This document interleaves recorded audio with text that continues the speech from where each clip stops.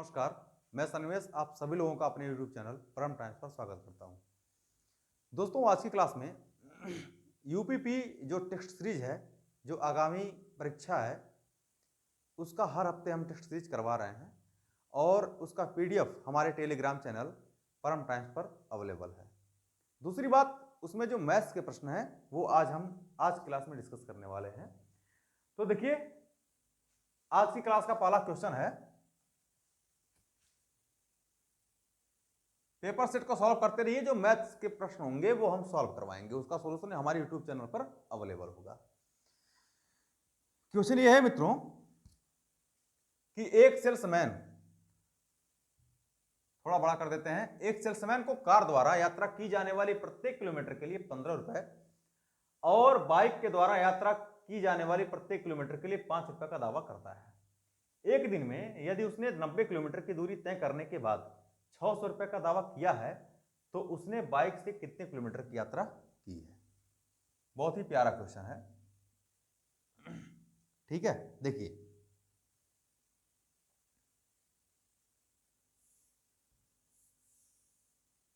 भाई, पहली बात तो दो चीजों की बात की जा रही है, एक कार है और एक है बाइक। एक कार है और एक है बाइक। कह रहे कि कार के द्वारा, यहां पर है, कार द्वारा यात्रा की जाने वाले प्रत्येक किलोमीटर के लिए 15 रुपए और बाइक द्वारा यात्रा किए जाने वाले प्रत्येक किलोमीटर के लिए 5 रुपए का दावा करता है। तो बाइक के द्वारा उसने किया है 5 रुपए का दावा और कार के द्वारा 15 रुपए का दावा किया है। 15 रुपए को हम लिख सकते हैं 10 + 5, ठीक है। ऐसा हम क्यों लिख रहे हैं अभी हम बता रहे हैं। उसने एक दिन में टोटल 90 किलोमीटर की दूरी तय किया है और टोटल उसने 600 रुपए का दावा किया है। उसने टोटल 600 रुपए का दावा किया है। तो भाई ये बताइए, मैं ये कहता हूं कि अगर बाइक के द्वारा, देखिए, अगर बाइक के द्वारा वह प्रत्येक किलोमीटर के लिए 5 रुपए का दावा करे और कार के द्वारा भी वो प्रत्येक किलोमीटर के लिए 5 ही रुपए का दावा करे तो ओवरऑल 5 ही रुपए का दावा करेगा, मतलब संपूर्ण कंप्लीट दूरी के लिए। तो टोटल 90 किलोमीटर की दूरी करता है और प्रत्येक किलोमीटर की दूरी के लिए 5 रुपए का दावा करता है। तो टोटल कितनी रुपए का दावा वो करेगा? 9 × 5 = 45, यानी 450 रुपए का वो टोटल दावा करेगा। जबकि एक्चुअल में तो 600 रुपए का दावा करता है, तो अधिक कर रहा है ना। कितना अधिक कर रहा है? 150 रुपए। 150 रुपए वो अधिक दावा कर रहा है। अब बात समझिए, 150 रुपए अधिक दावा क्यों कर रहा है? क्योंकि कार के द्वारा वो केवल 5 ही रुपए का दावा नहीं, बल्कि प्रत्येक किलोमीटर के लिए 10 रुपए अधिक दावा करता है। तो भाई, कार के द्वारा वो प्रत्येक किलोमीटर के लिए 10 रुपए अधिक दावा करने की वजह ही है कि कंप्लीट उसने 150 रुपए अधिक दावा किया है। कंप्लीट उसने 150 रुपए अधिक दावा किया है। तो यहां से निकाल लेंगे 150 बटा में 10, काटेंगे, आ जाएगा 15 किलोमीटर। यानी कार के द्वारा उसकी चली गई दूरी 15 किलोमीटर है।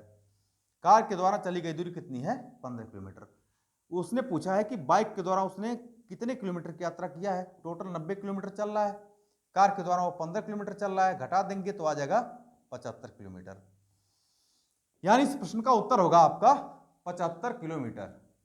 उसने बाइक से 75 किलोमीटर की यात्रा करेगा। स्क्रीनशॉट ले लीजिए इसका। आइए नेक्स्ट क्वेश्चन की तरफ बढ़ते हैं। देखिए मित्रों, अगला प्रश्न है, आसान सा प्रश्न है ये। कह रहा है कि एक संख्या 4 5 6 7 4 5 6 7 में से किसी संख्या से विभाजित होने पर शेषफल के रूप में 2 देती है। तो भाई, कोई भी ऐसी संख्या जिसको क्रमशः 4 5 6 7 से विभाजित करें तो शेषफल 2 देती है। पहले ये देख लीजिए कि कोई ऐसी संख्या जो इन चारों से विभाजित हो जाए, तो इनका एलसीएम ले लीजिए। एलसीएम ले लेंगे तो कितना आ जाएगा? ये हो जाएगा 4 × 3 = 12, 25 60 और 7 × 4 = 42, यानी 420। तो भाई, एक ऐसी संख्या है 420 जो इन चारों से क्रमशः विभाजित हो जाएगी, लेकिन 2 शेष छोड़ना है तो 2 जोड़ दीजिए। इसमें 2 जोड़ देंगे तो कितना हो जाएगा? 422। यानी वह संख्या कितनी हो जाएगी? 422। इस प्रश्न का आंसर क्या हो जाएगा? 422। बी ऑप्शन आपका करेक्ट हो जाएगा। अगले प्रश्न की तरफ बढ़ते हैं। देखिए, अगला प्रश्न है हमारा, क्वेश्चन ये कह रहा है कि नीचे दी गई जानकारी के आधार पर प्रश्न का उत्तर दीजिए। जापान की जनसंख्या रूस की जनसंख्या से लगभग कितने प्रतिशत कम है? ठीक है, तो देखिए भाई, जापान की अगर जनसंख्या की बात करें, ये जापान है, ये रूस है। जापान की जनसंख्या कितनी है? 12.6 और रूस की जनसंख्या कितनी है? 14.3। 14.3। अब यहां पर एक बात ये बताइए कि जापान की जो जनसंख्या है, जो जापान की जनसंख्या है वो 12.6 है, 14.3 से कितना कम है? तो आप कहेंगे भाई कि 1.7 कम है। किससे? थोड़ा सा इसको हम अलग ले लेते हैं। 1.7 कम है किससे? रूस से। 14.3 से कितना प्रतिशत कम है? 100 से गुणा कर दीजिए, तो ये आपका निकल के टोटल आ जाएगा। कैलकुलेट कर देते हैं। 1700 और भागा 143, भाग देंगे तो एक बार जाएगा 143, ये 7 आएगा, यहां पर 2 आएगा, 270। 14 दूना 28, मतलब 11 समथिंग आएगा। लेकिन ओवरऑल अगर लगभग की बात करें तो हम लगभग 12% आ जाएगा। यानी इसका आंसर कौन सा सही हो जाएगा? इसका आंसर आपका सही हो जाएगा सी वाला। लगभग में जाएगा, ये लगभग में 12% इसका आंसर आएगा। ठीक है, नेक्स्ट क्वेश्चन की तरफ बढ़ते हैं। इसको उतार लीजिए, स्क्रीनशॉट ले लीजिए।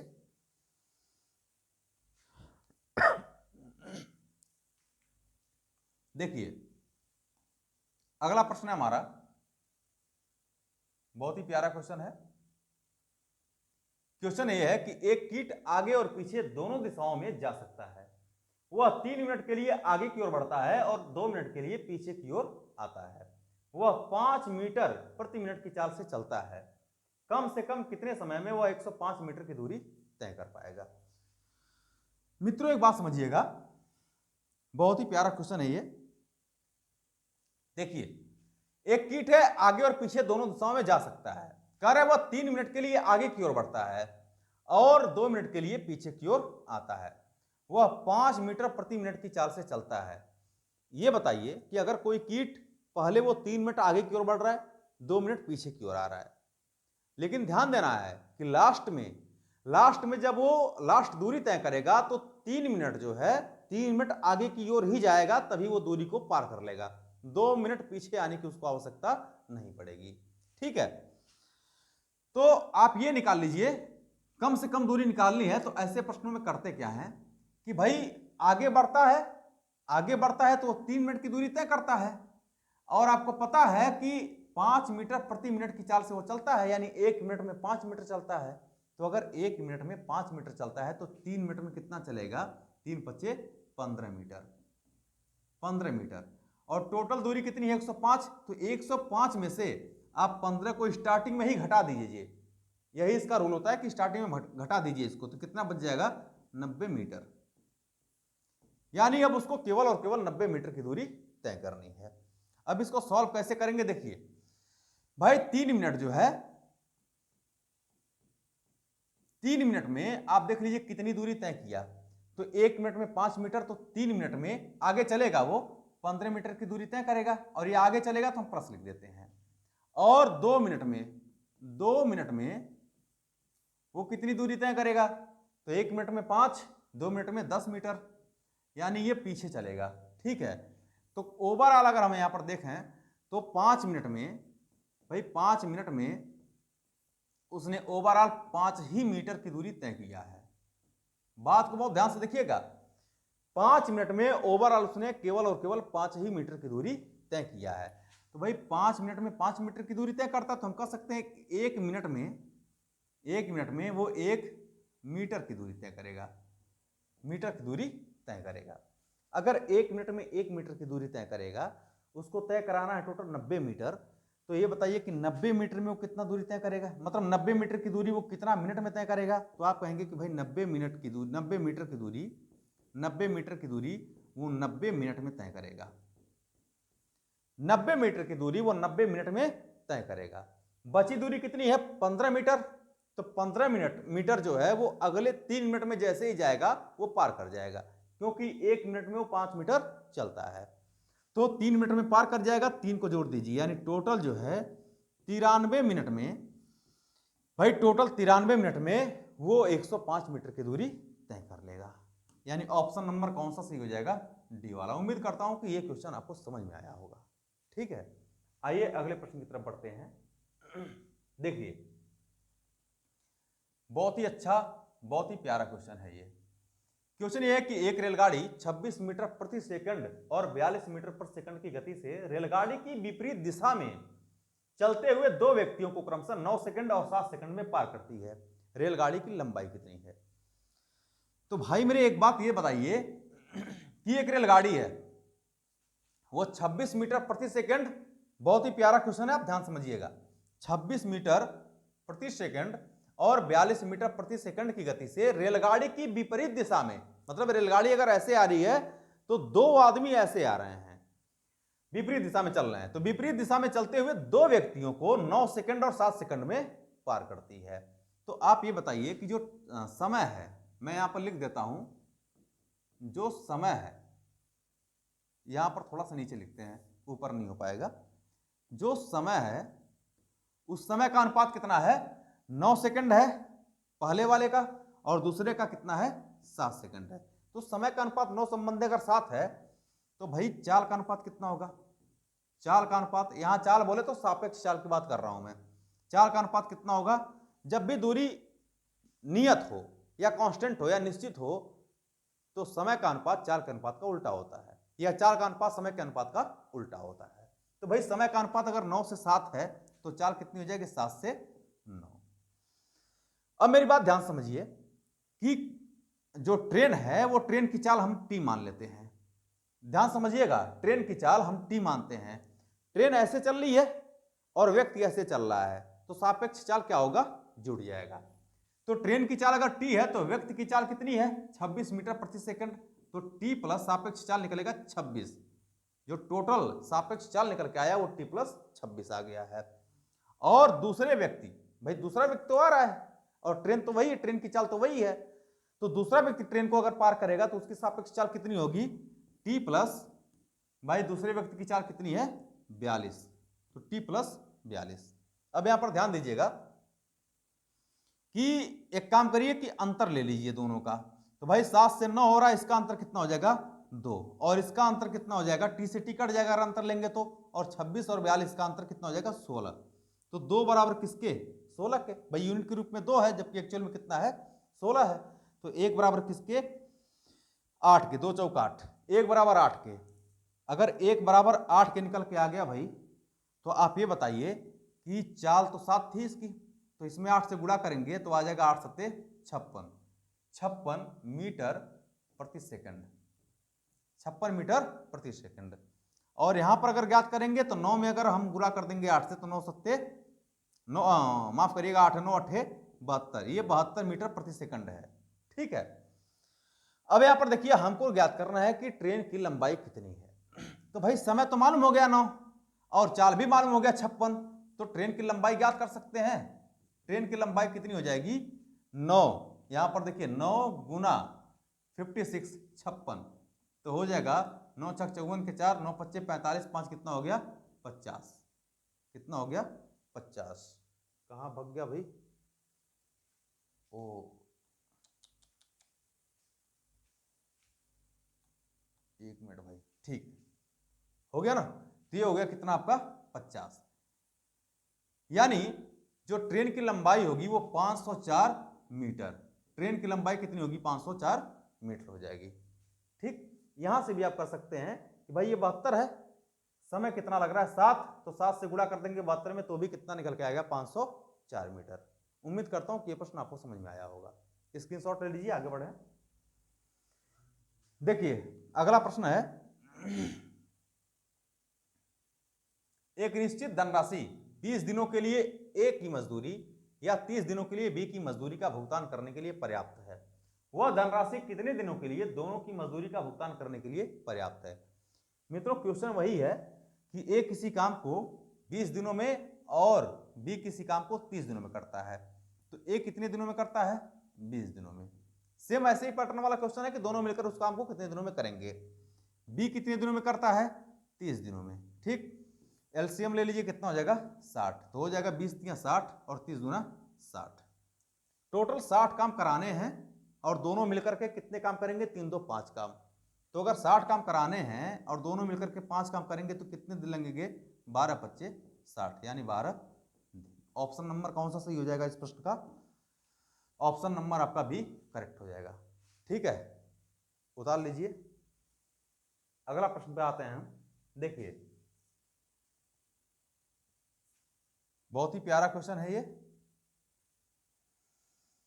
थोड़ा सा फास्ट चलते हैं हम। क्वेश्चन ये कह रहा है कि एक फल विक्रेता एक फल विक्रेता 23% का हानि पर अंगूर बेचता है और गलत वजन का प्रयोग करता है तथा मूल वजन से 30% कम है। जो मूल वजन से 30% कम है उसका लाभ या हानि परसेंट ज्ञात करिए। तो मैं मान लेता हूं कि टोटल उसका जो बाट है वो 100 ग्राम का है और 100 ग्राम का जो सीपी है वो कितना है, 100 रुपए है। 100 ग्राम का और टोटल सीपी कितना है भाई, 100 रुपए। हमने मान लिया कि 100 ग्राम का सीपी 100 रुपए है। तो 23% की हानि पर अंगूर बेचता है। 23% की हानि पर अंगूर बेचने का मतलब ये है कि अगर 23% की हानि पर बेचता है तो उसका विक्रय मूल्य कितना हो जाएगा, 77 रुपए। और फिर कह रहा है और गलत वाट का प्रयोग करता है या वजन का प्रयोग करता है जो मूल वजन से 30% कम है। तो मूल वजन से 30% कम होने का मतलब कि अगर मूल वजन उसका 100 ग्राम था तो एक्चुअल में 30 ही ग्राम का प्रयोग किया है, मतलब 30 ग्राम कम का प्रयोग किया है, 70 ही ग्राम का प्रयोग किया है। और 70 ग्राम का मतलब हुआ कि अगर 1 ग्राम की, भाई 100 ग्राम की कीमत 100 रुपए है, 1 ग्राम की कीमत 1 रुपए, 70 ग्राम की कीमत 70 रुपए।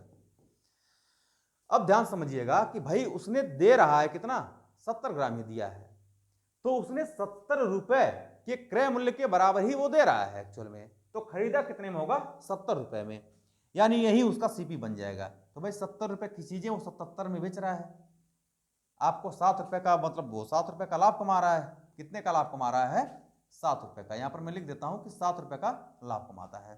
तो भाई 7 रुपए का लाभ कमाता है कितने पर, 70 पर। तो 100 पर कितना कैलकुलेट करेंगे तो हो जाएगा आपका 10%। यानी टोटल उस व्यक्ति ने, टोटल उस दुकानदार ने, उस बेईमान दुकानदार ने 10% का लाभ कमाया है पूरे सौदे में। ठीक, ऑप्शन नंबर कौन सा सही है, सी वाला। ऑप्शन नंबर सी आपका करेक्ट हो जाएगा। ठीक है, उतार लीजिए इसको। देखिए अगला प्रश्न पे आते हैं। बहुत ही प्यारा क्वेश्चन है ये। क्वेश्चन कह रहा है कि 600 छात्रों की एक कक्षा में, थोड़ा सा बड़ा कर देते हैं, 600 छात्रों की एक कक्षा में 55% छात्र भूगोल में उत्तीर्ण हुए, 65% छात्र अर्थशास्त्र में उत्तीर्ण हुए, 30% छात्र इन दोनों विषयों में उत्तीर्ण हुए। तो इन दोनों विषयों में कितने छात्र अनुत्तीर्ण हुए। देखिए यहां पर जो है, यहां पर देख लीजिए आप लोग, भूगोल है, ये है आपका भूगोल और ये है आपका अर्थशास्त्र। अर्थशास्त्र कह रहा है भाई 55% छात्र भूगोल में उत्तीर्ण हुए, फिर कह रहा है कि 65% छात्र अर्थशास्त्र में उत्तीर्ण हुए, 30% इन दोनों विषयों में उत्तीर्ण हुए हैं, 30% इन दोनों विषयों में उत्तीर्ण हुए हैं। तो भाई अगर मैं निकाल लूं कि केवल भूगोल में कितने उत्तीर्ण हुए तो 55 में से 30 घट जाएगा, कितना हो जाएगा, 25%। केवल अर्थशास्त्र में 65 में से 30 घट जाएगा तो कितना हो जाएगा, 35%। और कह रहा है दोनों विषयों में कितने छात्र अनुत्तीर्ण हुए हैं, कितने छात्र अनुत्तीर्ण हुए हैं। तो आप जान लीजिएगा कि मान लेते हैं कि दोनों विषयों में, मतलब भूगोल, ज्योग्राफी और इकोनॉमिक्स, दोनों विषयों में हम मान लेते हैं कि अनुत्तीर्ण होने वालों की संख्या कितनी है, x%। ठीक है, तो केवल भूगोल 25%, ठीक है, केवल अर्थशास्त्र 35% और दोनों में उत्तीर्ण 30%, दोनों में अनुत्तीर्ण x%। ये टोटल कितने हो जाएगा, 100% के बराबर हो जाएगा, 100 के बराबर हो जाएगा। जोड़ लेंगे तो 25 और 35 मिलकर के आपका हो जाएगा 60, 60, 30, 90, यानी x का मान कितना हो जाएगा, 10%। x का मान यानी अनुत्तीर्ण परसेंट कितना निकल के आया, 10%। क्वेश्चन ये कह रहा है कि 600 छात्र हैं, भाई टोटल 600 छात्र हैं, यानी 100% की वैल्यू दे रखा है। यहां पर लगा देता हूं मैं कि 100%, यहां पर लगा देता हूं 100% का मान उसने दे रखा है। 100% बराबर किसके है, 600 के। अनुत्तीर्णों की संख्या पूछ रहा है तो 10% का मान पूछ रहा है। 2 जीरो से 2 जीरो कटा, यानी कितना हो जाएगा, 60, यानी टोटल 60 छात्र ऐसे होंगे जो दोनों विषयों में अनुत्तीर्ण हो जाएंगे, दोनों विषयों में अनुत्तीर्ण होंगे। ठीक, आइए अगले प्रश्न की तरफ बढ़ते हैं। देखिए बहुत ही अच्छा प्रश्न है ये, ध्यान से देखिएगा। क्वेश्चन ये कह रहा है कि जेम्स 600 रुपए साधारण ब्याज पर और 1200 रुपए चक्रवृद्धि ब्याज पर 20% प्रति वर्ष की दर पर 2 वर्ष के लिए निवेशित करता है। अर्जित कुल ब्याज कितनी है? अर्जित कुल ब्याज कितनी है? ठीक है भाई, देखिए बहुत ध्यान समझिएगा। 20% की जो फ्रैक्शन वैल्यू होगी वो कितनी होगी?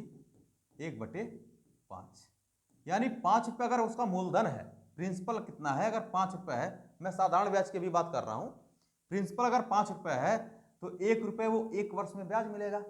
2 वर्ष की बात कर रहा है तो 2 वर्ष में 2 रुपए ब्याज मिलेगा। साधारण ब्याज में हर वर्ष ब्याज समान मिलता है, तो 5 रुपए पर अगर पहले वर्ष 1 रुपए ब्याज मिला तो दूसरे वर्ष भी 1 रुपए, यानी 2 वर्षों में 2 रुपए ब्याज मिला।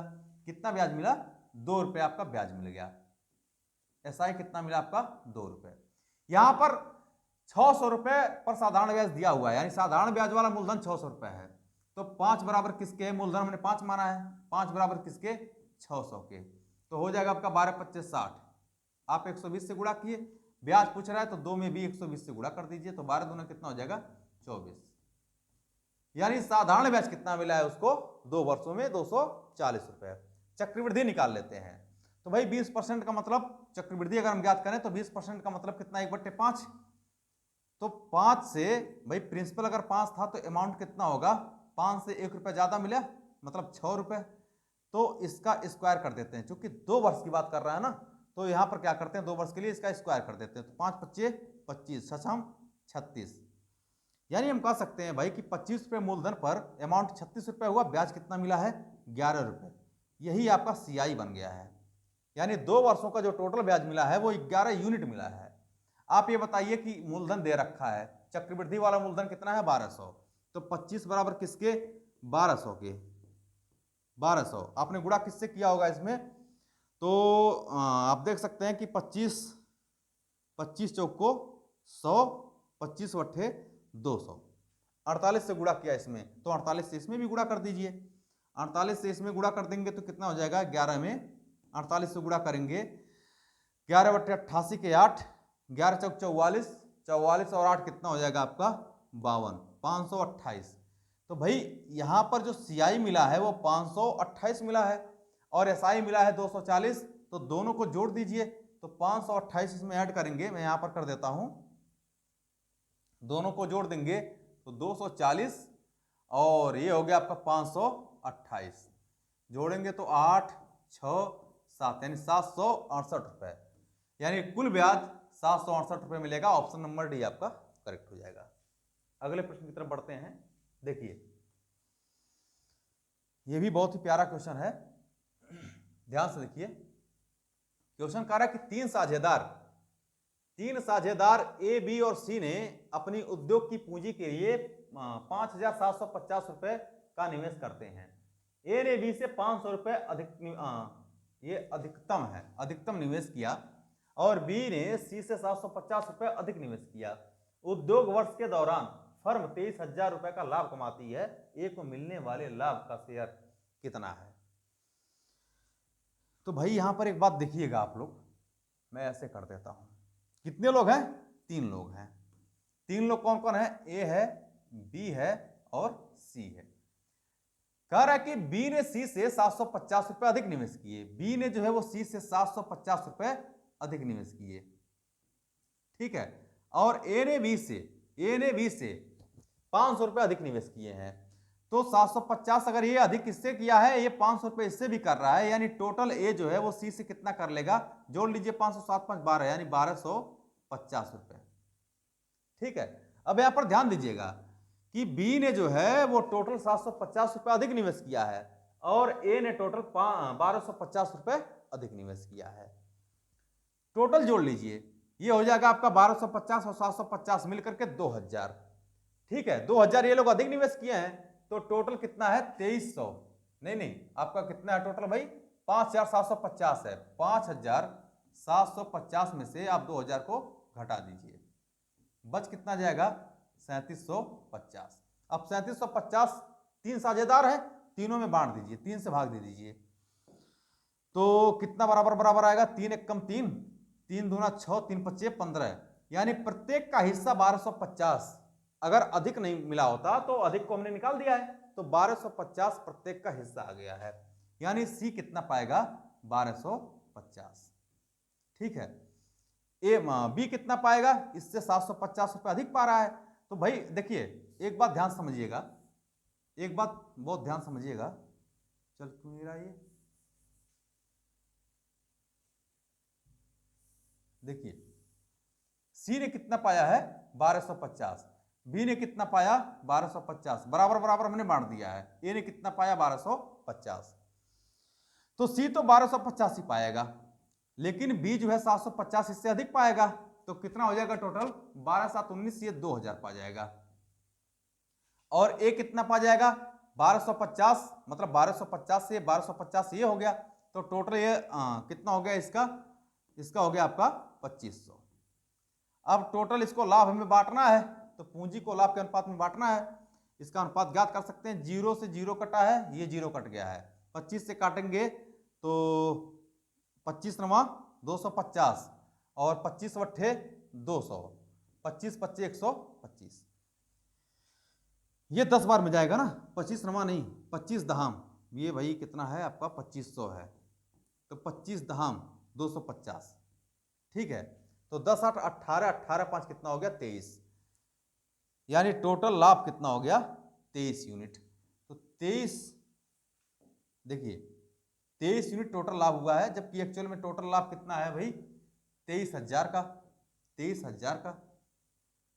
एक यूनिट का मान कितना आ जाएगा आपका, एक यूनिट का मान कितना आ जाएगा 1000, एक यूनिट का मान 1000 आया है, तो इसको निकाल लीजिए, ए का कितना लाभ आएगा, 1000 से गुणा करेंगे इसमें तो हो जाएगा 10,000, 10,000 इसमें 1000 से गुणा करेंगे तो हो जाएगा 8,000, इसमें 1000 से गुणा करेंगे तो हो जाएगा 5,000, तो यही तो बोल रहा है ऑप्शन में, ऑप्शन के हिसाब से हिट करेंगे इसको, ऑप्शन में बोल रहा है कि बी और सी के शेयरों का योग मतलब ए से कितना अधिक या कम है, तो भाई ए का जो शेयर है बी और सी के, कहां गया, बी और सी के शेयरों का योग से 500 रुपए, अच्छा कह रहा है कि ए को मिलने वाला लाभ का शेयर कितना है, तो ए को जो मिलने वाला लाभ है वो बी और सी का योग देख लीजिए 8 5 13, यानी 13,000 से जो है वो 3,000 कम है, यानी बी और सी के शेयरों के योग से 3,000 रुपए कम होगा, पूरी बात नहीं लिखी गई है, बी ऑप्शन आपका सही हो जाएगा, यानी बी और सी के शेयरों के योग से 3,000 रुपए ए का शेयर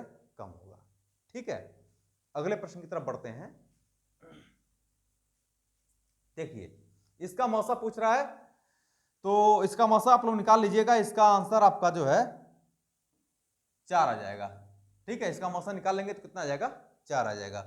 नेक्स्ट क्वेश्चन देखिए, अगला प्रश्न है आपका कि एक बहुत प्यारा क्वेश्चन है ये, क्वेश्चन ये कह रहा है कि एक कीबोर्ड में 1 से 800 तक की संख्या टाइप करने के लिए कितने स्ट्रोक्स की आवश्यकता होती है, मेरी बात ध्यान से समझिएगा, यहां पर बहुत ही प्यारा क्वेश्चन है। यह कह रहा है कि 1 से 800 तक की अगर संख्या आपको टाइप करनी हो तो कितनी बार, जो कीवर्ड होता है कंप्यूटर का उसमें कितनी बार आपको बटन प्रयोग करना होगा, मतलब कितनी बार बटन को दबाना होगा। तो भाई एक बात ये बताइए, एक छोटी सी बात बताइए कि 1 से लेकर के 9 तक टोटल कितनी संख्याएं, 9 संख्याएं, और 9 संख्याओं को टाइप करने में भाई एक संख्या को एक ही बार कीवर्ड में मतलब बटन को प्रयोग करना होगा।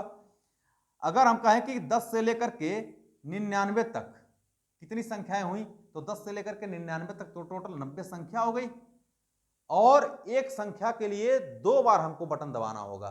भाई अगर 10 से लेकर के 10 ही को बात कर लें, अगर 10 ही की बात कर ले तो 10 के लिए एक के लिए दबाना पड़ेगा एक बार, फिर 0 के लिए भी दबाना पड़ेगा, तो 90 के लिए टोटल कितनी बार दबाना पड़ेगा, आप कहेंगे कि 180 बार।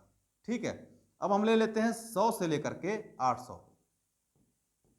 तो 100 से लेकर के 800 की अगर बात करें तो टोटल कितनी संख्याएं हो गई भाई 701, 701, और प्रत्येक संख्या देखिए 3 अंकों वाली संख्या है, प्रत्येक संख्या के लिए 3 बार हमको दबाना पड़ेगा, तो 701 के लिए 3 से गुणा कर देंगे इसमें, तो 3 एकम 3 हो गया, और 3 शून्य शून्य और 3 सत्ते 21, इसको जोड़ लीजिए, कितना हो गया इसको जोड़ने पर, 9 भी जोड़ लीजिए, 9 भी है ना, 9 भी जोड़ लीजिए, तो 9 3 11 का 1 हो गया, अच्छा 9 3 12, 12 का 2 हो गया, और 8 1 9, ठीक है, 1 1 2 और 2, यानी 2292। इस प्रश्न का उत्तर कितना आ गया, डी ऑप्शन आपका करेक्ट हो जाएगा, 2292। ठीक है, आते हैं अगले प्रश्न की तरफ। देखिए बहुत ही प्यारा क्वेश्चन है ये भी। क्वेश्चन ये कह रहा है कि रमेश 40 किलोमीटर प्रति घंटा की चाल से ए से बी तक की यात्रा करता है और 60 किलोमीटर प्रति घंटा की चाल से उसी मार्ग से बी से ए पर वापस आ जाता है। उसके द्वारा लिया गया कुल समय 10 घंटे हैं। बी से ए की दूरी कितनी है? दूरी ज्ञात करनी है आपको।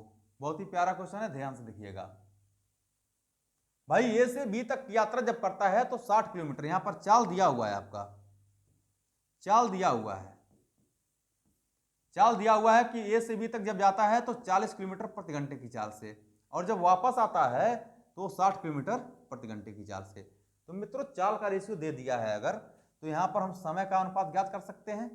अगर दूरी अगर निश्चित हो तो चाल का अनुपात समय का अनुपात का उल्टा होता है, या फिर ऐसे कह सकते हैं कि समय का अनुपात चाल के अनुपात का उल्टा होता है, यानी ये हो जाएगा 60 और 40। रेशियो निकालेंगे तो 20 दिया 60, 20 दूना 40।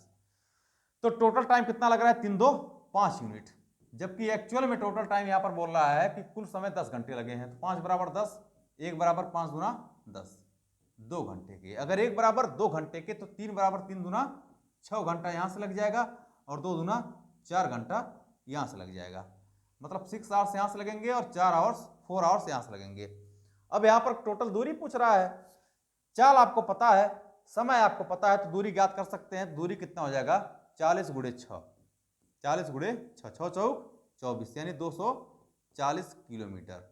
यहां से भी निकालेंगे तो वही आएगा भाई, 4 ये है, 6 चौक 24, 240 किलोमीटर, यानी ऑप्शन नंबर आपका बी क्या हो जाएगा? करेक्ट हो जाएगा। रेशियो से ये सॉल्व हो रहा है, बहुत अच्छा तरीका है, आप लोग इसको सीखिए। अगले प्रश्न पे आते हैं। देखिए क्वेश्चन ये है कि 12 बच्चे और 18 आदमी एक निश्चित कलाकृति को 9 दिनों में पूरा करते हैं। प्रत्येक बच्चा कलाकृति को समाप्त करने के लिए एक आदमी द्वारा लिए गए समय का दोगुना समय लेता है। उसी कलाकृति को पूरा करने के लिए 18 आदमी द्वारा कितने दिन लगेंगे? ठीक है, देखिए 12 बच्चे, 12 चाइल्ड और 18 आदमी किसी भी काम को जब समाप्त करते हैं, किसी कलाकृति को पूरा करते हैं, तो 9 दिन लगते हैं। 9 दिन टोटल टाइम लगता है। कह रहे प्रत्येक बच्चा कलाकृति को समाप्त करने के लिए एक आदमी द्वारा लिए गए समय का दोगुना समय लेता है। मतलब एक आदमी जितना समय लेता है, बच्चा उसका जो है दुगुना समय लेता है। तो एक आदमी बराबर कितना हो जाएगा? 2 चाइल्ड के। एक आदमी बराबर 2 चाइल्ड के। ये भी कह सकते हैं कि एक चाइल्ड बराबर m/2। एक चाइल्ड बराबर कितना हो जाएगा? m/2 के। यहां पर ये बोल रहा है क्वेश्चन, आगे कह रहा है कि उसी कलाकृति को पूरा करने में 18 आदमी द्वारा कितने दिन लगेंगे।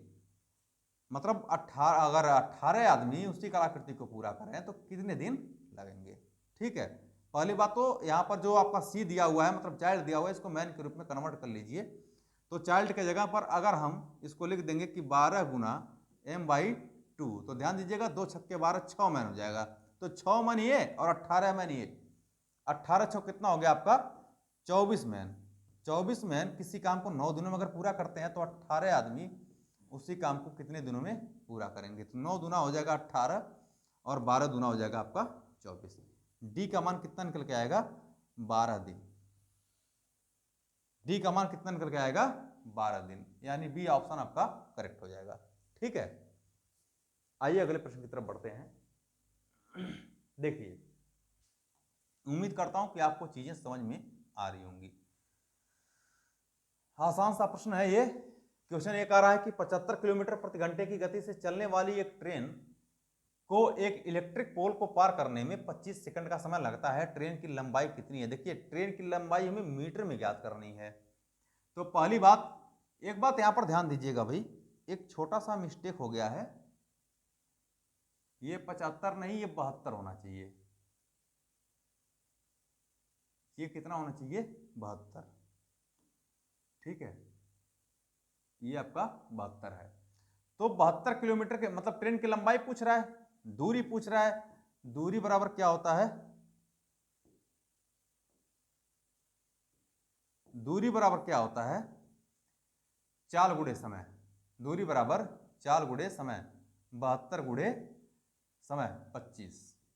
ठीक है, ध्यान देना है कि ये 72 किलोमीटर प्रति घंटा है, और किलोमीटर प्रति घंटे को अगर मीटर पर सेकंड में चेंज करेंगे तो 5/18 से यहाँ पर गुणा कर देंगे। ये हो जाएगा 18 चौक 72, 25 चौक के 100, 100 में 5 से गुणा करेंगे तो हो जाएगा 500 मीटर। यानी ऑप्शन नंबर आपका कौन सा सही होगा? ऑप्शन नंबर आपका सी करेक्ट हो जाएगा। ठीक है, आइए अगले प्रश्न की तरफ बढ़ते हैं।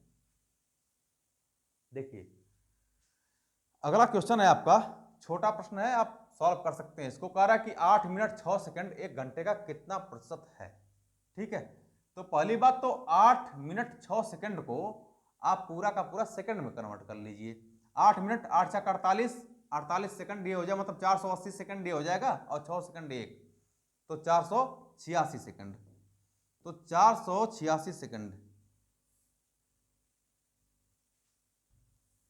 ठीक है, 486 सेकंड जो 1 घंटा, 1 घंटा बोले तो 3600 सेकंड का कितना प्रतिशत है? 100 से गुणा कर दीजिए, 2 जीरो से 2 जीरो कट गया, और कटेगा 6 36, और 6 8 48, 6 1 6, भाग दे देंगे तो ये हो जाएगा आपका 6 1 6, 2 बचा 21, 6 3 18। ठीक है, यानी 13.5 के लमसम आएगा। ऑप्शन नंबर डी आपका करेक्ट हो जाएगा। ऑप्शन नंबर डी आपका क्या होगा? करेक्ट हो जाएगा। ठीक है, सॉरी भाई। आइए अगले प्रश्न की तरफ बढ़ते हैं। क्वेश्चन ये है आपका, 0.12333 के भिन्नात्मक समतुल्य क्या है? ठीक है भाई, 0.12333 ... ये इनफाइनाइट तक है। देखिए 3 का रिपीटेशन हो रहा है, और 3 का रिपीटेशन होने का भाई मतलब ये है कि यहां पर ये 3 पर बार है। 3 पर क्या है? बार है। भाई रिपीटेशन का मतलब होता है कि यहां 3 पर बार है। सॉल्व कैसे करेंगे इसको, ध्यान दीजिएगा। यहां पर लिखेंगे कि 1 2 3 123 माइनस, जिस पर बार नहीं होता है उसको घटा देते हैं, बटे जिस संख्या पर बार होता है उतना बट्टे के रूप में 9 लिखते हैं, और जिस पर बार नहीं होता उतने 0 लिख देते हैं। इसको घटाएंगे तो ये हो जाएगा आपका 1 1 1 बटे 900। काटेंगे इसको तो 3 त्रिक का 9, 3 7 21, और 3 त्रिक का 9 300, यानी 37 बटे आपका आ जाएगा 300। 37 बटे 300, 37 बटे 300, ऑप्शन नंबर डी आपका करेक्ट हो जाएगा। ठीक, अगले प्रश्न की तरफ बढ़ते हैं। अगला क्वेश्चन है हमारा भाई, बहुत ही प्यारा क्वेश्चन है और बहुत ही लाजवाब क्वेश्चन है ये। कर एक पत्थर द्वारा तय की गई दूरी इसके वजन के वर्ग के व्युत्क्रमानुपाती होती है। जो दूरी है, कोई भी पत्थर है, उसकी जो दूरी है वो उसके वजन के वर्ग के व्युत्क्रमानुपाती है। तो जो दूरी है वो व्युत्क्रमानुपाती किसके? 1 बटे वजन के वर्ग के। ठीक है, व्युत्क्रमानुपाती है। एक 3 किलो का पत्थर फेंके जाने पर 9 मीटर की दूरी तय करता है। एक 4 किलो पत्थर फेंकने से तय की गई दूरी कितनी होगी जब इसे फेंका जाता है? ठीक, तो भाई 3 किलो का पत्थर फेंक रहे हैं, तो जो वजन है, वजन का अनुपात यहां पर देख लीजिए कितना है। पहले आप 3 किलो का पत्थर फेंक रहे हैं तो 9 मीटर दूरी तय करता है। 4 किलो का पत्थर फेंकेंगे तो कितनी दूरी तय करेगा, यही पूछ रहा है।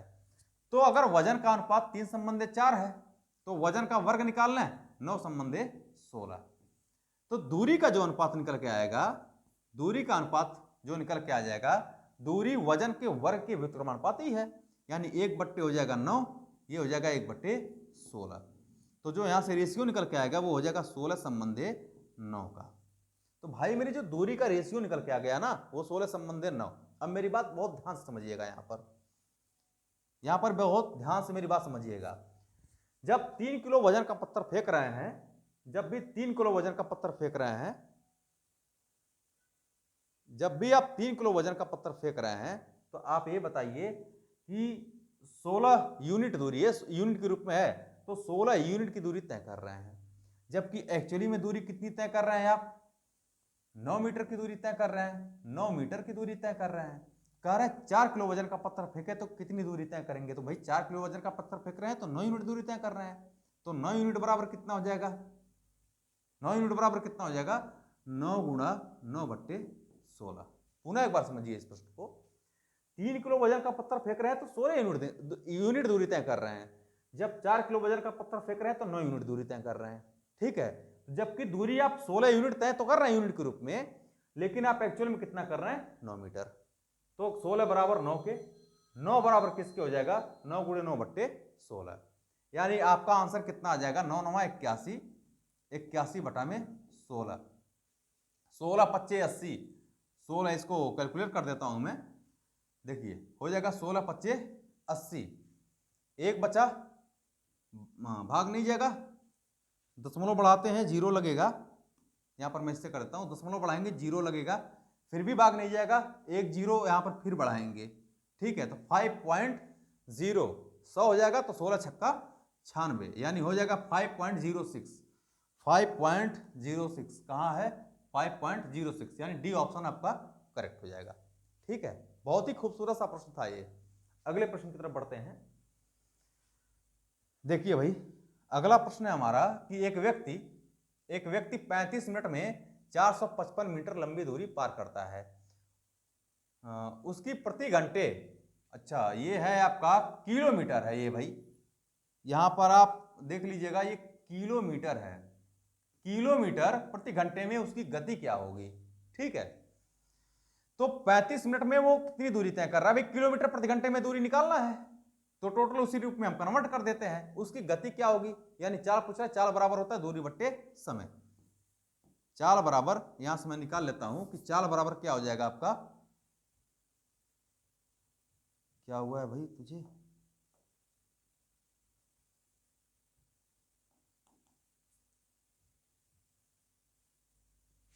ओ तेरी तो, ठीक है, देखिए चाल बराबर क्या हो जाएगा आपका? चाल बराबर हो जाएगा दूरी बटे समय। ठीक, दूरी कितनी है? 455 मीटर। 455 मीटर को जब किलोमीटर में बदलेंगे तो 1000 से हम कर देंगे भाग। ठीक है, बट्टे समय कितना है? 35 मिनट। 35 मिनट को जब घंटे में बदलेंगे तो 60 से भाग कर देंगे, तो इसका इसमें गुणा हो जाएगा, इसका इसमें गुणा हो जाएगा, तो ओवरऑल निकल के आ जाएगा आपका 455 गुना 60 बटा में 1000 गुना 35, तो 5 से आपका कट जाएगा। ठीक है, 5 7 35 और 5 5 9 45, 5 से कम 5, 455 ही तो है। ठीक है, और यहाँ कोई कटेगा नहीं। ठीक है, तो यहाँ हो जाएगा आपका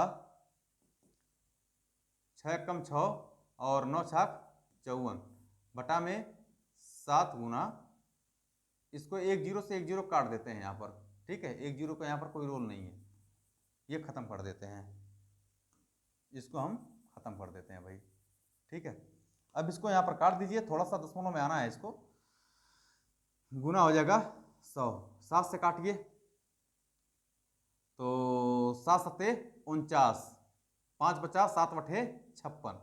अब 78 में 100 से भाग कर देंगे तो दशमलव लग जाएगा यहाँ पर।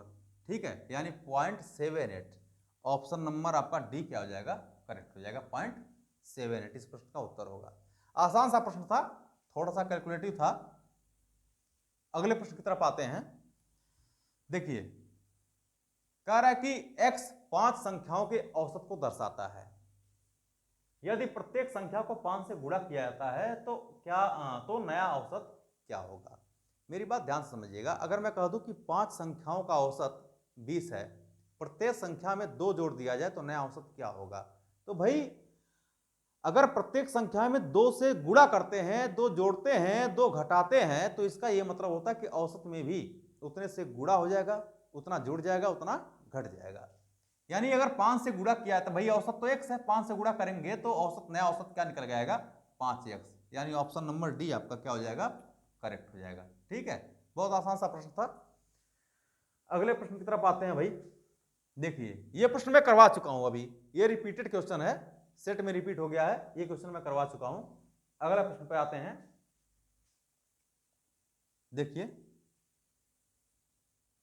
क्वेश्चन ये है कि एक शहर में 55% व्यक्ति टेलीविजन पर समाचार देखते हैं, 40% अखबार पढ़ते हैं, 25% न तो अखबार पढ़ते हैं और न ही टेलीविजन पर समाचार देखते हैं, और 4000 व्यक्ति अखबार पढ़ते हैं और टेलीविजन पर समाचार दोनों देखते हैं। कस्बे की जनसंख्या ज्ञात करें। ठीक है, देखिए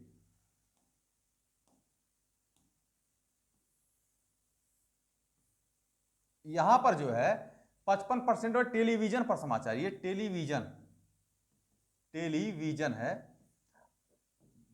और ये है आपका अखबार। 55% लोग टेलीविजन पर समाचार देखते हैं और 40% अखबार पढ़ते हैं। क्वेश्चन ये कह रहा है कि 25% न तो अखबार पढ़ते हैं और न ही टेलीविजन पर समाचार देखते हैं।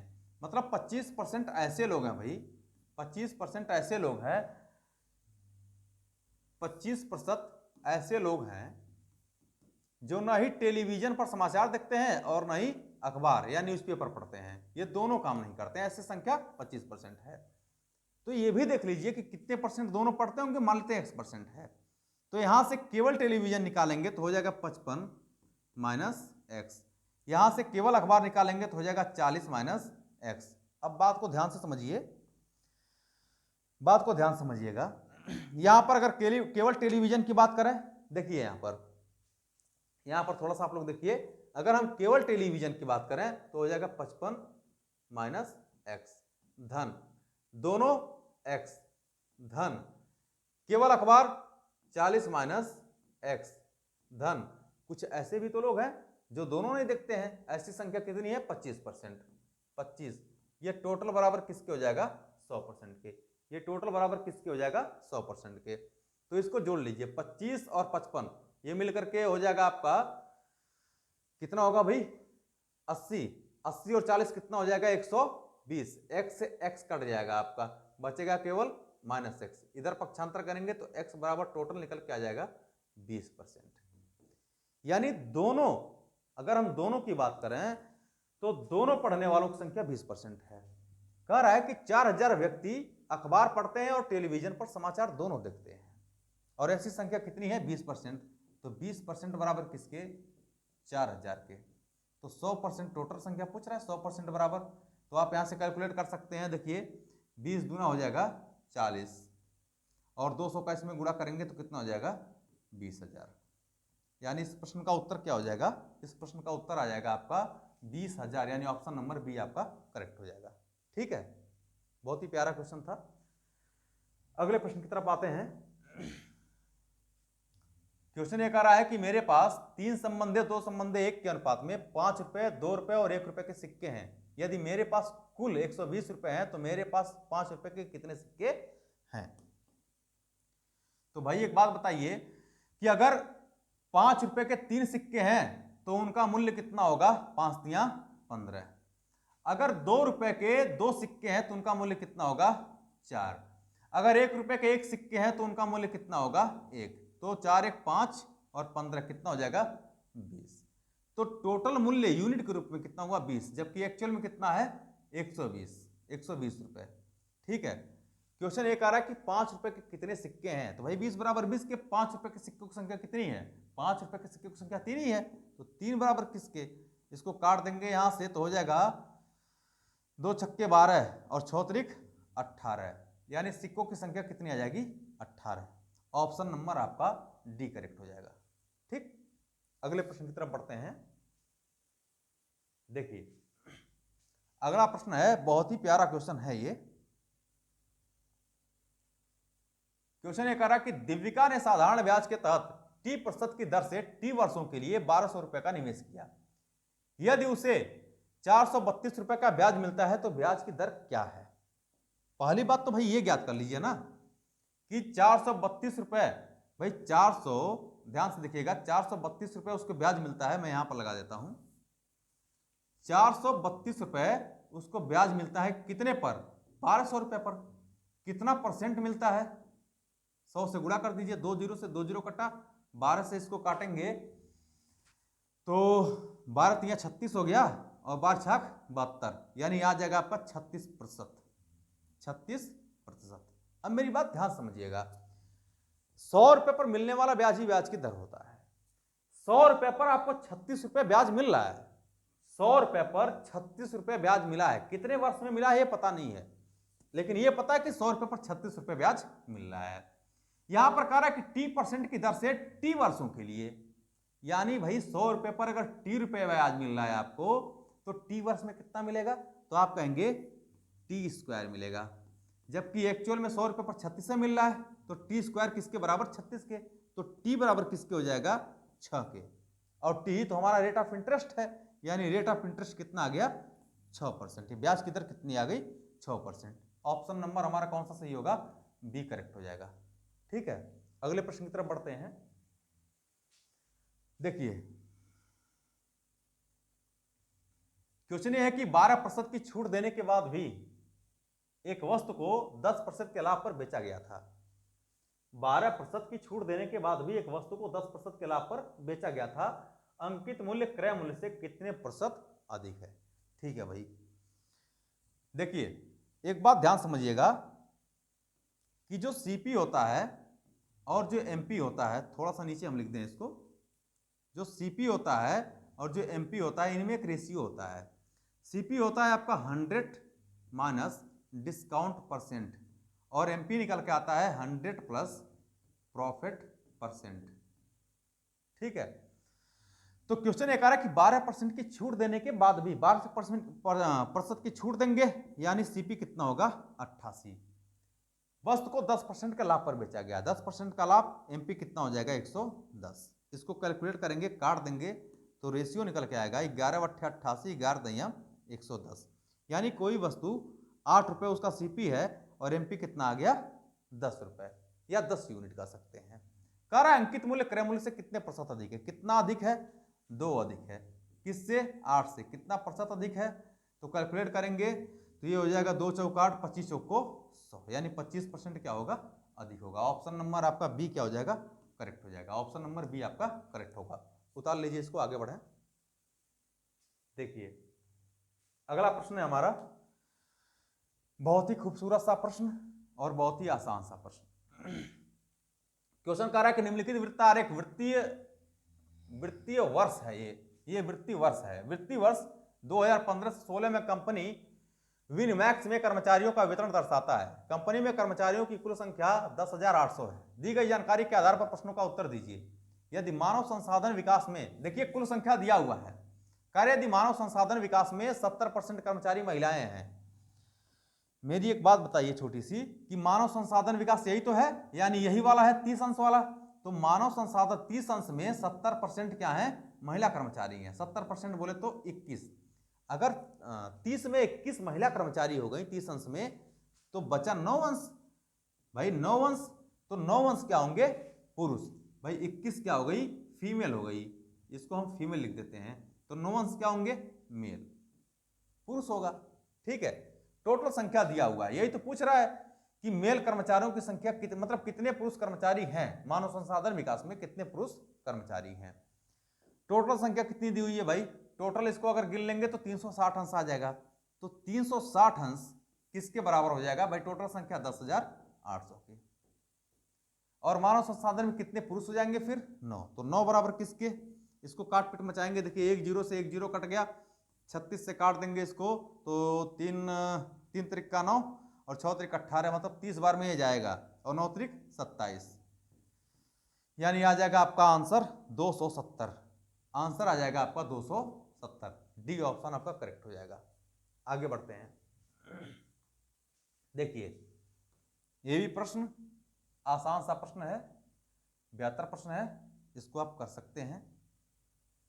क्वेश्चन ये कह रहा है कि निम्नलिखित वृत्त आरेख वित्तीय वर्ष इतने में पढ़ चुके हैं, इसको लास्ट पढ़ते हैं। संचालन में कर्मचारी वित्त में कर्मचारियों की तुलना में कितने प्रतिशत अधिक है? देखिए परसेंटेज पूछ रहा है, एक्चुअल वैल्यू का कोई रोल नहीं है यहाँ पर। जब परसेंटेज पूछेगा तो एक्चुअल वैल्यू का कोई रोल नहीं होता है। कह रहे संचालन में कर्मचारी, संचालन ये वाला है, तो संचालन में कर्मचारी कितने हैं 150। इसको रेट से हम कर देते हैं, आप लोगों को दिखाई देगा। संचालन में कर्मचारी कितने हैं 150 हैं। थोड़ा सा भाई बड़ा कर दें इसको, आप लोगों के लिए सुविधाजनक रहेगा। ठीक है, अब दिख रहा होगा आप लोगों को, है ना, अब दिख रहा होगा आप लोगों को। तो संचालन में कर्मचारी भाई कितने हैं 150 हैं। संचालन में कर्मचारी 150 हैं। और वित्त में कर्मचारियों की तुलना, वित्त में कर्मचारी कितने हैं, वित्त ये वाला है आपका, तो वित्त में कितने हैं 60 हैं। तो वित्त में कर्मचारियों की तुलना में कितने प्रतिशत अधिक हैं, तो 150 60 से कितना अधिक है 90 अधिक है। किससे 60 से। कितना प्रतिशत अधिक है 100 से गुणा कर दिए। 30 तिया 90, 30 दूना 60, 50 दूना 100, 50 तिया कितना हो गया 150%। यानी उत्तर कितना आ जाएगा आपका 150%। बी ऑप्शन आपका करेक्ट हो जाएगा। ठीक, आइए अगले प्रश्न की तरफ बढ़ते हैं। क्वेश्चन ये है आपका, एक पिता और पुत्र के वर्तमान आयु का अनुपात। चलिए इनको भी बना लेते हैं। ये पिताजी हैं और ये हैं आपके पुत्र। कह रहे पिता और पुत्र के वर्तमान आयु का अनुपात 7 संबंधे 1 है। कितने वर्षों के बाद इनकी आयु का अनुपात 5 संबंधे 3 हो जाएगा। कितने वर्षों के बाद इनकी आयु का अनुपात 5 संबंधे 3 हो जाएगा। तो भाई एक बात आप याद रखिएगा, अगर हमारी और आपकी आयु में, मान लेते हैं हमारी आयु 12 वर्ष है, हमारी आयु 12 वर्ष है, आपकी आयु 14 वर्ष है, तो अगर हमारी और आपकी आयु में 2 वर्ष का गैप है, तो हम कहें 20 साल के बाद कितना हो जाएगा, तो 20 साल के बाद भी हमारी और आपकी आयु में 2 ही वर्ष का गैप होगा। यानी गैप क्या होंगे, सेम होंगे। तो ये सेम कॉन्सेप्ट यहां पर लगता है। जैसे पिता और पुत्र की आयु का जो अनुपात था वो 7 संबंध 1 है, गैपिंग कितने की है 6 की, तो गैपिंग यहां भी 6 की ही होनी चाहिए, लेकिन है कितने की 2 की, इसलिए 3 से गुणा करिए। और रेशियो का नियम ये कहता है कि अगर इसमें 3 से गुणा करेंगे तो इसमें भी आपको 3 से गुणा करना पड़ेगा और इसमें भी आपको 3 से गुणा करना पड़ेगा। तो 5 तिया 15 और 3 त्रिका 9। कितने वर्षों के बाद ये रेशियो होगा, तो भाई पुत्र की एक, मतलब पहले अगर 1 था आयु के रूप में अनुपात, वर्तमान में 9 है, तो 8 वर्षों के बाद स्वाभाविक सी बात है होगा 8 वर्षों के बाद। यहां से भी निकाल सकते हैं, अगर पिता की 7 था वर्तमान में 15 है, तो 8 7 15, यानी 8 वर्षों के बाद यहां भी, यानी 8 वर्षों के बाद यह अनुपात 5 संबंधे 3 का हो जाएगा। ऑप्शन नंबर आपका कौन सा करेक्ट होगा, डी वाला, ऑप्शन नंबर डी आपका करेक्ट हो जाएगा। उम्मीद करता हूं कि यह प्रश्न आपको समझ में आया होगा। अगले प्रश्न की तरफ बढ़ते हैं। देखिए यह तो आसान सा प्रश्न है आपका, ठीक है। क्वेश्चन ये कह रहा है कि अगला पद क्या होगा, अगला पद क्या होगा, तो 11 1 12 12 2 14 1 15 15 2 17 1 18 2 20 2 21, ऑप्शन नंबर ए आपका करेक्ट हो जाएगा। नेक्स्ट क्वेश्चन पे आते हैं। ये बहुत ही प्यारा क्वेश्चन है। देखिए क्वेश्चन कह रहा है कि एक मोबाइल सर्क पार्टी में कुछ चरवाहों को देख रेख में 50 मुर्गियां, 40 बकरियां, 10 ऊंट थे। यदि पैरों की कुल संख्या सिरों की संख्या से 215 अधिक है, तो कितने चरवाहों को नियोजित किया गया था। ठीक है भाई, देखिए सर्क पार्टी में पहले तो पैरों की संख्या हम टोटल देख लें। 50 मुर्गियां हैं, एक मुर्गी के अगर 2 पैर होते तो 50 मुर्गी कितने पैर होंगे, 50 दूना 100 पैर। धन 40 बकरियां हैं, तो भाई 40 बकरियां होने का मतलब है कि अगर प्रत्येक बकरी के 4 पैर होते हैं तो 40 बकरी के 40 गुणे 4। धन 10 ऊंट थे, एक ऊंट के 4 पैर होते हैं तो 10 ऊंट के 10 चौक 40। इतने तो टोटल हो गए। ये तो जानवरों के हो गए ना। और यहां पर ये कहा है कि एक मोबाइल सर्क पार्टी में कुछ चरवाहों को, चरवाहे भी कुछ हैं, चरवाहे पता नहीं हमें कितने हैं भाई, तो चरवाहों की संख्या मान लेते कि x है, चरवाहों की संख्या मान लेते हैं x है। और अगर चरवाहों की संख्या x है, प्रत्येक चरवाहे के 2 पैर होते हैं, तो टोटल पैर कितने हो जाएंगे 2x। तो यहां पर टोटल पैर, यहां पर 2x भी क्या होगा जुड़ जाएगा। तो यहां टोटल निकाल लेंगे तो ये हो जाएगा आपका 50 दूना 100, 100 और 160। मैं एक बार कर देता हूं इसको, 100 धन 160 धन 40 धन 2x। ये कैलकुलेट करेंगे तो निकल के आ जाएगा 160 और 40 200, 200 100 300, यानी टोटल पैरों की संख्या 300 धन 2x हो गया। टोटल पैरों की संख्या 300 धन 2x।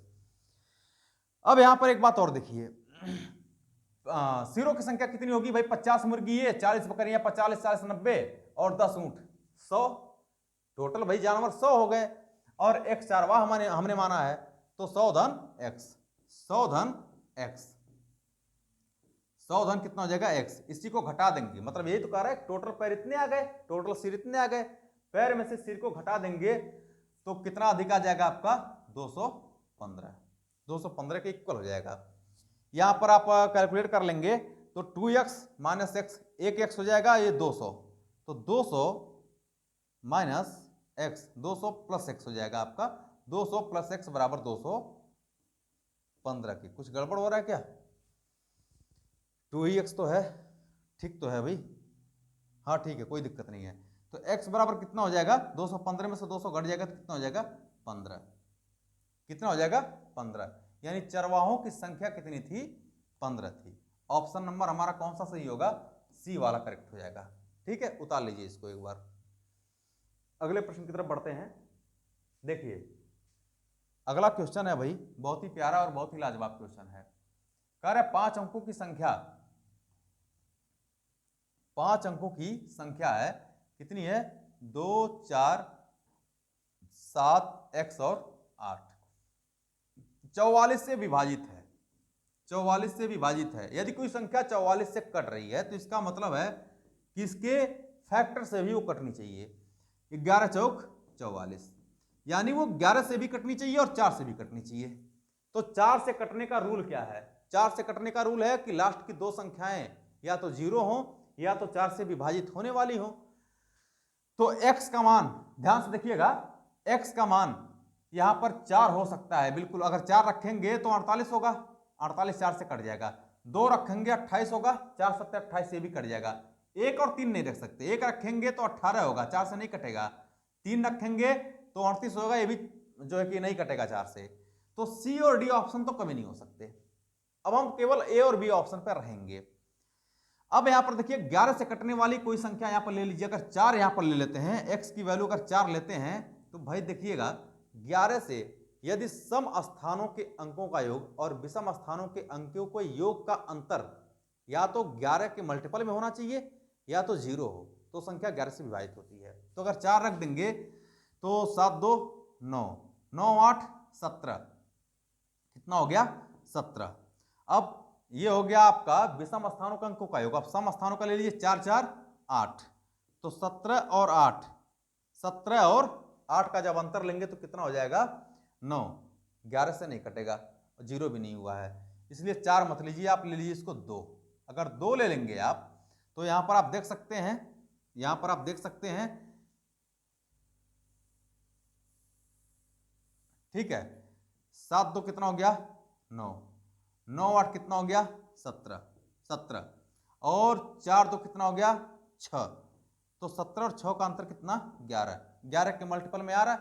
इसका मतलब है कि ऑप्शन नंबर आपका बी क्या हो जाएगा? करेक्ट हो जाएगा। ऑप्शन नंबर बी आपका करेक्ट हो जाएगा। ठीक है, उम्मीद करता हूं कि ये क्वेश्चन आपको समझ में आया होगा। अगला क्वेश्चन आते हैं। क्वेश्चन बहुत ही प्यारा है। क्वेश्चन कह रहा है कि एक व्यक्ति अपनी वास्तविक चाल के 5/7 चाल से चलता है। देखिए ये चाल है, एक व्यक्ति अपनी वास्तविक चाल के 5/7 चाल से चलता है तो 24 मिनट देर से पहुंचता है। यदि वह अपने वास्तविक चाल से दोगुनी चाल से चले तो कितना समय लगेगा?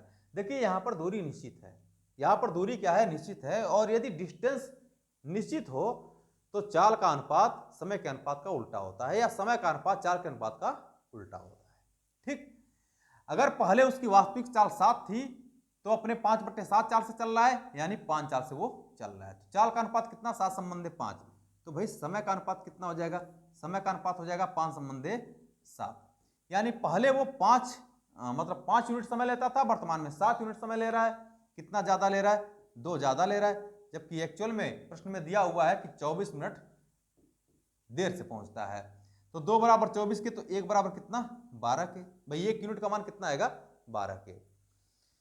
तो अगर 1 यूनिट का मान 12 आ गया तो उसका मतलब समय कितना हो जाएगा? 12 से गुणा करेंगे तो 12 × 5 = 60। भाई 12 पच्चे 60। कह रहा है, मेरी बात ध्यान समझिएगा, क्वेश्चन कह रहा है कि अगर वास्तविक चाल से दुगनी चाल से चले, तो अगर भाई वास्तविक चाल से चलता है, वास्तविक चाल कितनी है 7 है, अगर 7 चाल से चलता है तो समय कितना लगता है भाई, वास्तविक चाल 7 है, 7 से चलता है तो कितना लगता है 60 मिनट, 60 मिनट लगता है।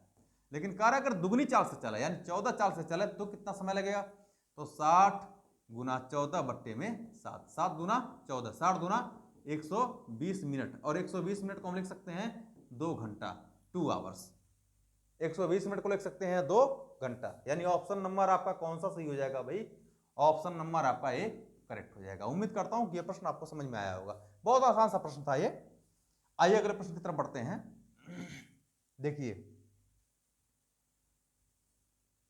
ये भी बहुत ही प्यारा क्वेश्चन है। चीनी का मूल्य, चीनी का मूल्य एक बार बड़ा कर देता हूं, आप लोग इसको स्क्रीनशॉट ले लीजिएगा। चीनी का मूल्य 40 रुपए से बढ़कर 50 रुपए हो जाता है, तो कोई गृहिणी अपने खपत में 10% की कमी कर देती है, उसके खर्च में होने वाला प्रतिशत परिवर्तन ज्ञात करें। ये प्रतिशत परिवर्तन है, खर्च में होने वाला प्रतिशत परिवर्तन ज्ञात करें। भाई एक बात ये बताइए,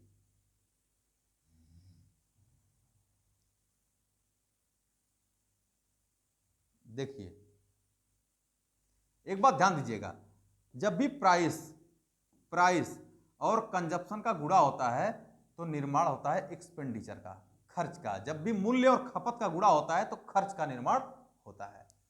कह रहे जो मूल्य है ना वो 40 रुपए से बढ़कर के 50 रुपए हो गया है, तो भाई ये बताइए कि 40 रुपए से बढ़कर के 50 रुपए हो गया है, 50 रुपए हो गया है, इसको जो है ऐसे लिख देता हूं मैं, 40 रुपए से बढ़कर के कितना हुआ 50 रुपए हो गया है।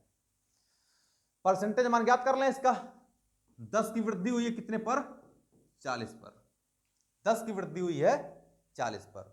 तो ये बताइए कि अगर 40 से बढ़कर के 50 हुआ है तो इसका मतलब इसको लिख सकते हैं कि 5/4, कोई फर्क नहीं पड़ता। देखिए यहां पर परसेंटेज मान निकालेंगे ना तो भी कोई फर्क नहीं पड़ेगा, कितने परसेंट की वृद्धि हुई है तो निकालना है। एक बार निकाल के मैं दिखा देता हूं, 25 चौको 100, 25% की क्या हो रही है वृद्धि।